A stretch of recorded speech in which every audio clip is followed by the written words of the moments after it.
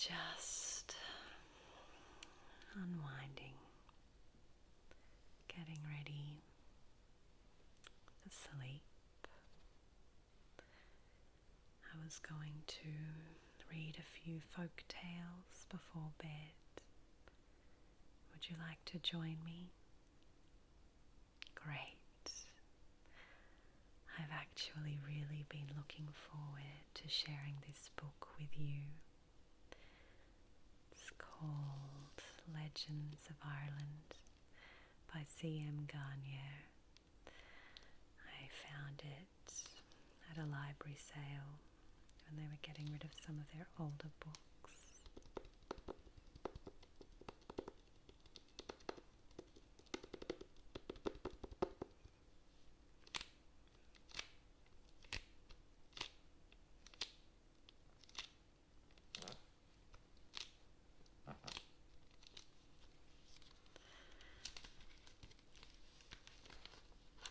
As you can see, it's quite long.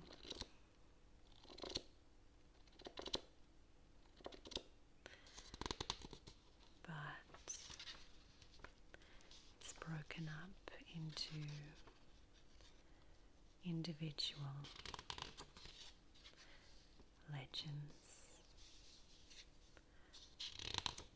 so we can read a few and come back for the others another night. As you can see, there are 18 myths and legends in here, so plenty to look forward to. Yeah, some of them definitely not for children, so it's lovely to be able to share them with you.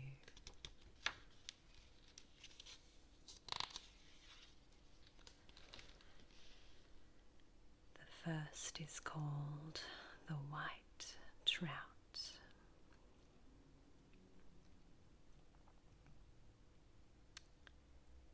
In a lakeside castle there once lived a very beautiful young lady of noble birth. Her name was Lady Evelyn. She was betrothed to a prince.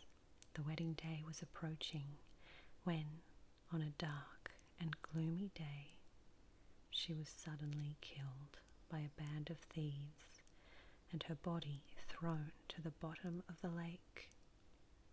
Soon afterwards, the people of those parts saw in the water a trout, such as no one had ever seen before since the beginning of waters and fish to swim in them.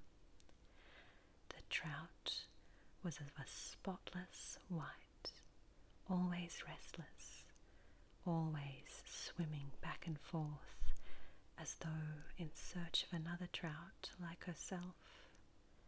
The local people believed her to be a fairy and undertook never to do her any harm and never to try to catch her. All went well until a band of freebooters and former soldiers appeared in that part of the country and poked fun at the honest peasants and their white trout. One of them, even the devil would have blushed at his bad language, vowed and declared that he would catch the trout and eat it for his supper.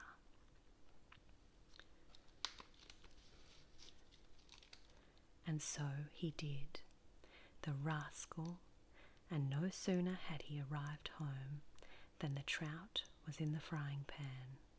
But it twisted and turned and uttered such cries, yes, such cries, while the frightful old soldier held his sides with laughter.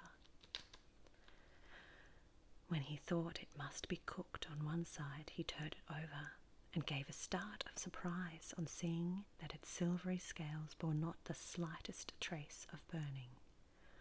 "All right," he grunted, "I'll turn it back again. It will lose nothing by waiting."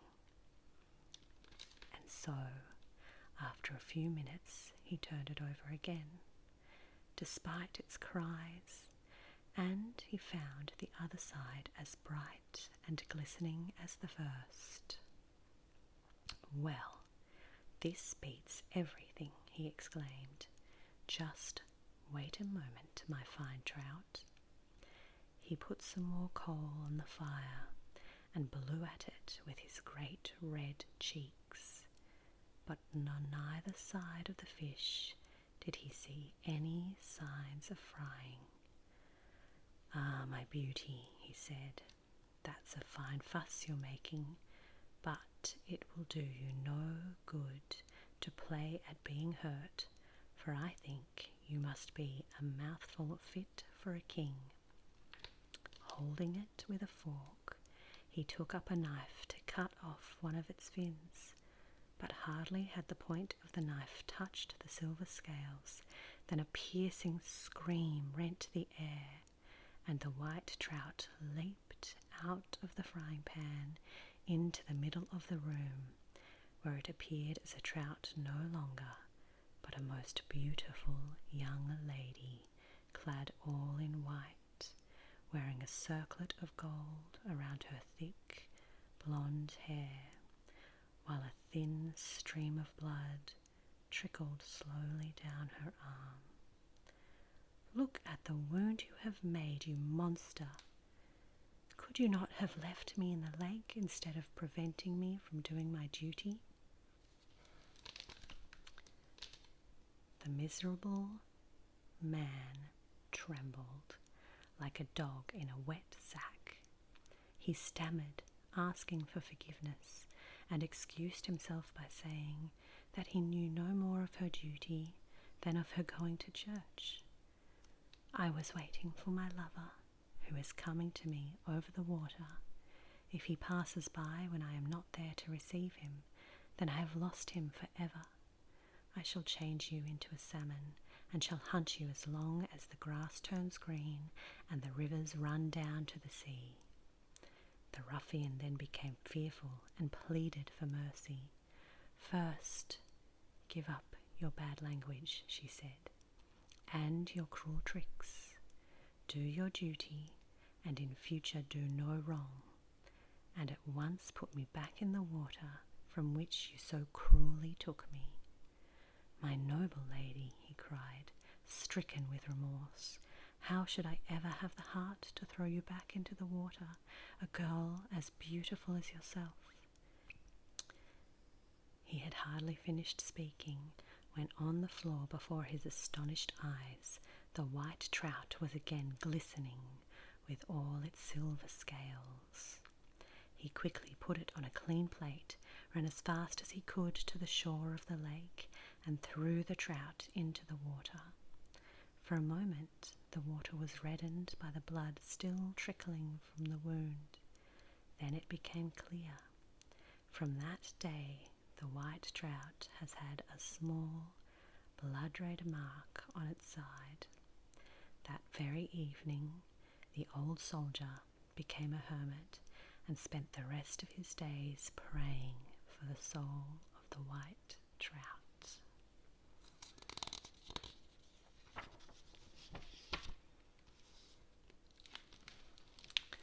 The next is called the Speckled Bull.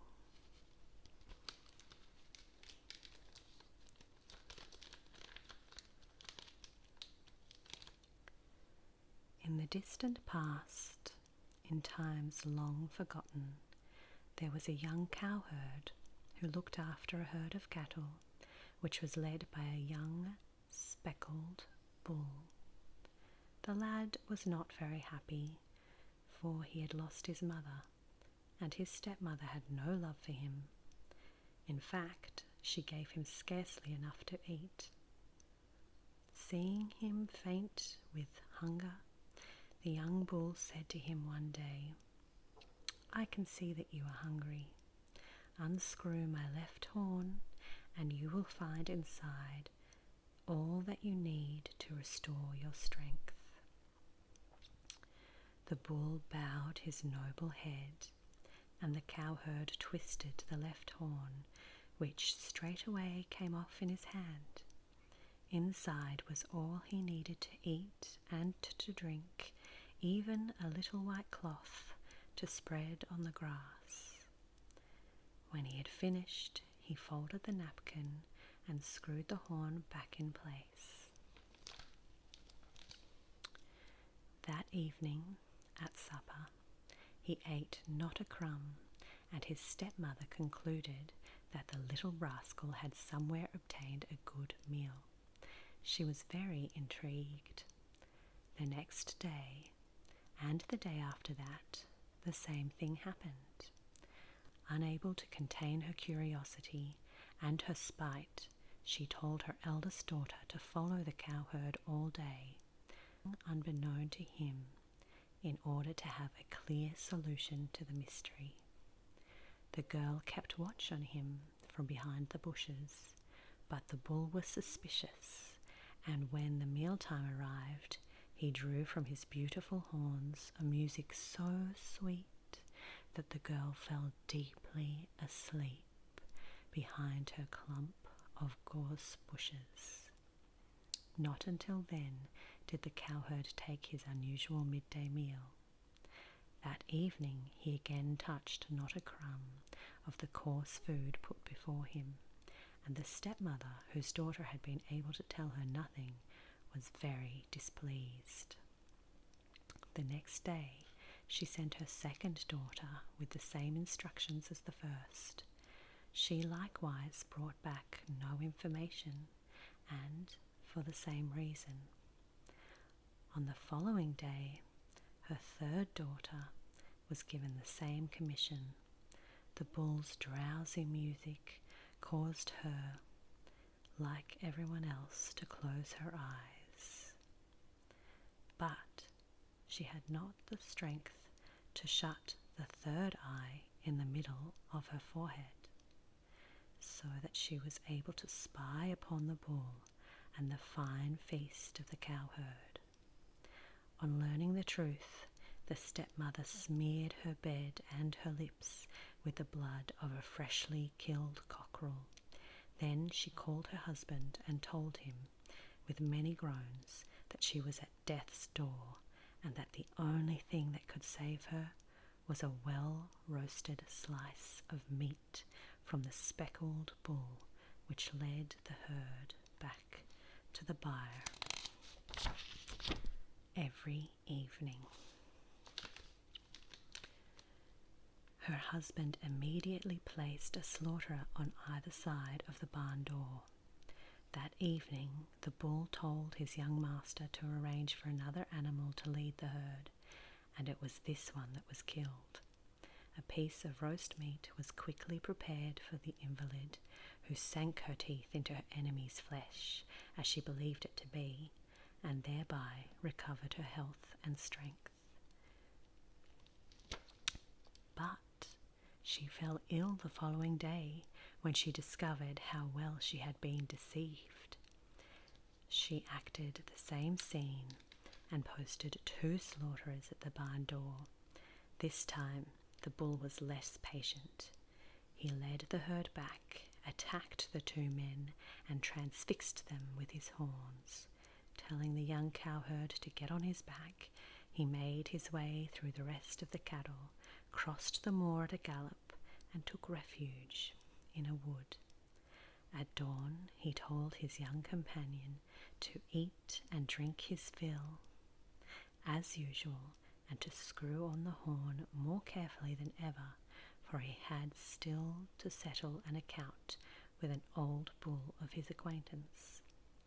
Today, he added, I shall put him to flight, but tomorrow the victory will be his, and I will be killed.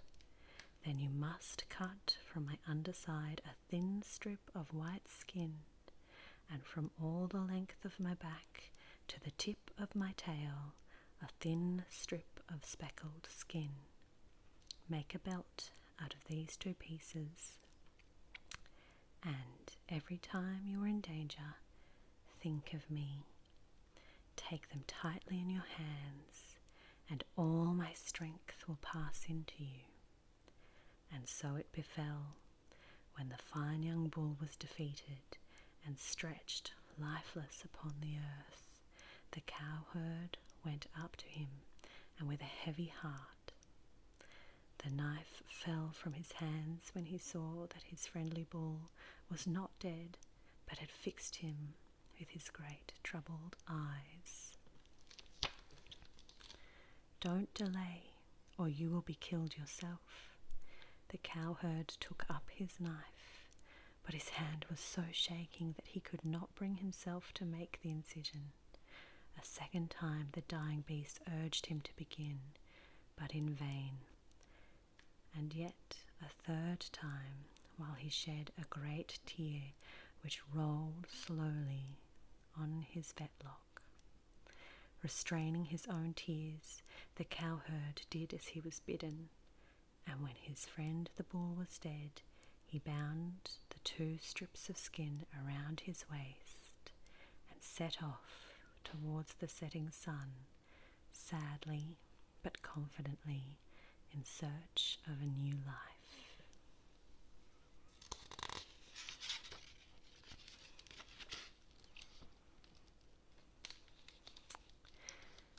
And I think we can stop there for tonight, but I look forward to sharing the next tale with you, because it follows the story of the cowherd with the belt of skin.